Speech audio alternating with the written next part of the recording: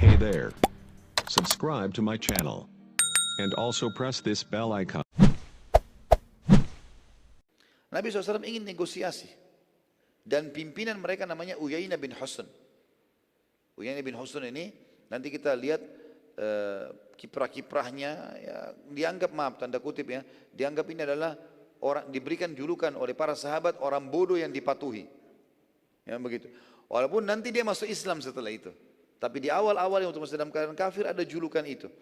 Karena dia selalu keputusannya aneh-aneh. Tapi diikuti oleh pengikutnya. Uyainah bin Husn diajak negosiasi oleh Nabi SAW. Diberikan tangga, waktu itu dibuat tangga-tangga pakai tali. Kemudian ada dari kayu turun di parit malam hari. Beberapa sahabat datang nyebrang.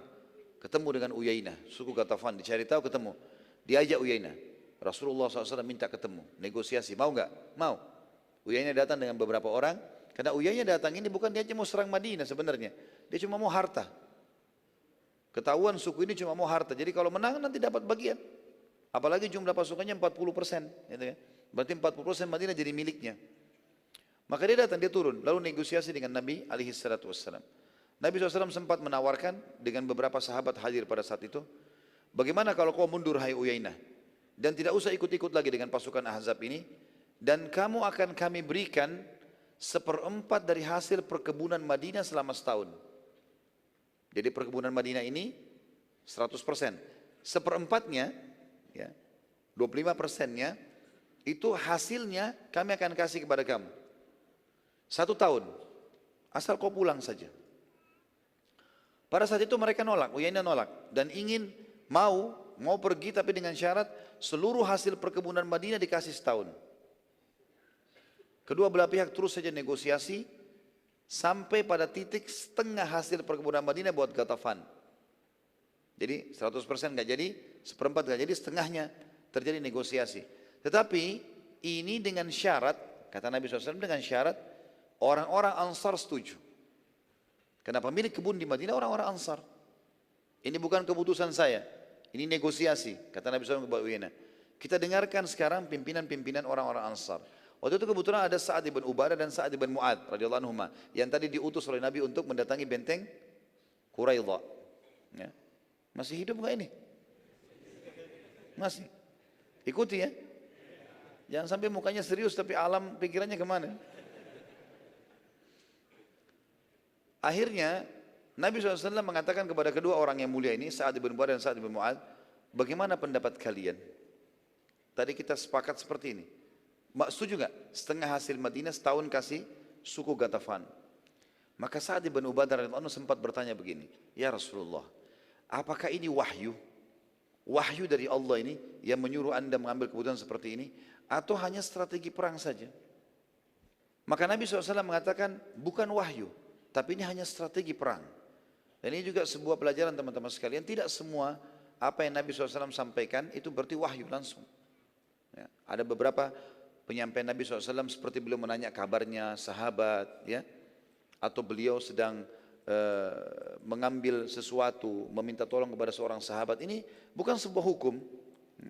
Minta tolong saya sesuatu, mungkin ambil air, mungkin apa, itu bukan sebuah hukum. Ya, tapi sahabat kalau patuhi dapat pahala. Maka termasuk dalam strategi perang. Kita juga pernah pelajari di perang Badar waktu itu, kalau masih ingat teman-teman sekalian, sempat Nabi SAW taruh pasukan di tengah-tengah lembah.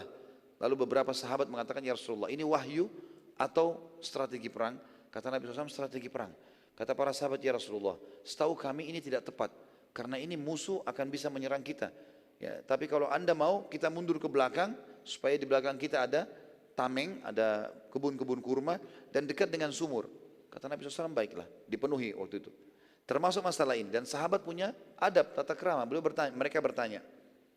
Saat berkata lagi pada saat itu, apakah jiwa anda ya Rasulullah ridho dengan ini? Anda mau ini kami kasih setengah hasil kebun kami setahun untuk Ghatafan? Anda sendiri mau? Kami sudah tahu ini bukan wahyu, tapi anda pribadi mau enggak? Kata Nabi SAW, tentu tidak. Tapi keadaan sekarang, kalau 4.000 orang ini pulang, ini tentu bukan di depan Uyainah, Uyainah tidak ada. Ini Nabi SAW negosiasi dengan Sa'ad sama ini. Kemudian kata Nabi SAW, tentu tidak. Maka Sa'ad berkata, wahai Rasulullah, Saya ingin bertemu dengan Uyainah. Bertemu. Sa'ad ibn Ubadah, Sa'ad ibn Mu'ad, Nabi SAW dan beberapa sahabat saksikan, beberapa suku Ghatafan saksikan. Tadi sudah sampai pada titik setengah kesepakatan. Kata dia, diulangi lagi, ya Rasulullah. Kata Nabi SAW, hai Uyainah, dengarkan keputusannya orang-orang Ansar.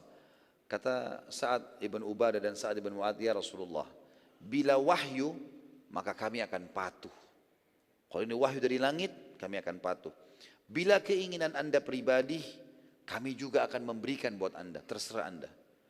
Tetapi bila karena hanya strategi perang, maka demi Allah ya Rasulullah, suku Ghatafan ini ditunjuk oleh Sa'ad bin Mu'ad dan Sa'ad bin Ubadah, tidak pernah sebelum kami masuk Islam pun mengambil sebutir kurma dari Madinah kecuali beli atau diberi. Gak pernah kami bayar-bayar kepada mereka upeti, gak pernah. Mereka kalau masuk Madinah, satu butir kurma pun mereka harus beli atau kami yang memberikan. Mereka tidak pernah kita kasih begitu saja karena takut gitu. Bagaimana bisa setelah kami dimuliakan oleh Allah dengan Islam, lalu kami memberikan hanya karena perang? Demi Allah, mereka hanya akan mendapatkan pedang-pedang kami. Ini keputusan yang luar biasa, gitu kan? Nabi SAW waktu dengar itu, Nabi hadap ke Uyainah. Kata beliau, kalau demikian, seperti yang kalian sudah dengar, hai Uyainah. Enggak jadi kesepakatan. Orang-orang pemiliknya enggak mau. Akhirnya Ghatafan pun pulang kembali, bergabung lagi dengan orang-orang Quraisy atau pasukan Ahzab. Suku Ghatafan waktu itu sempat terkejut mendengar keberanian Sa'ad. Dan mereka juga saat itu yakin sekali, yakin setelah sekian puluh hari, ya, mengepung Ahzab, dengan pasukan Ahzab mengepung Madinah tidak bisa tembus. Dan mereka tahu siapa Sa'ad ibn Ubadah, siapa Sa'ad ibn Mu'ad. Dan bagaimana suku Aus dan Khazraj dalam peperangan. Mereka tahu. Maka mereka pun terkejut dengan keputusan dan tahu kalau ini serius. Nggak bakal dikasih. Gitu. Pasukan musuh terus saja berusaha melemparkan anak-anak panah mereka ke arah kaum muslimin. Tapi juga tidak berhasil pada saat itu. Sama sekali tidak ada keberhasilan sebagaimana hari-hari sebelumnya. Tiba suatu hari ketika Sa'ad bin Mu'adz radhiyallahu anhu, salah satu pimpinan Ansar tadi, selepas balik dari rumahnya mengganti bajunya, ia sempat mengenakan baju besi tapi di bagian dadanya terdapat tempat yang terbuka.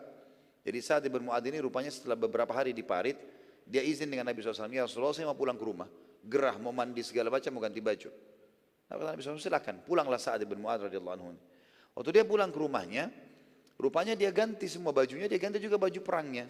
Baju besinya di bagian dadanya ada yang terbuka, ya, tidak ada besi di situ. Pada saat dia mau balik ke parit, sempat dilihat oleh Ummul Mukminin Aisyah radhiyallahu anha. Dalam riwayat Sahih dikatakan, maka Aisyah berkata, aku khawatir baju tersebut bagian dadanya akan membahayakannya.